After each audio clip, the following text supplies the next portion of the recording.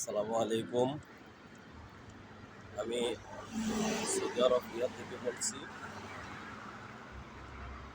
আমি ডিউটি করি পেট্রোল পাম্পে। ডিউটি চলে যাচ্ছি।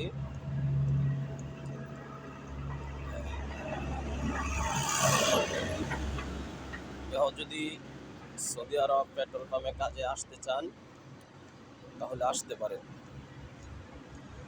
পেট্রোল পাম্পের কাজ হলো 12 ঘন্টা ডিউটি, কোনো বন্ধ নাই। ঈদের দিনও ডিউটি করতে হবে।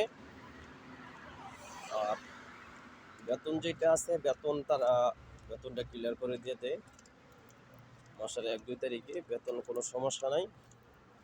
যদি কেউ থাকেন তাহলে আসতে পারেন নিশ্চিন্তে।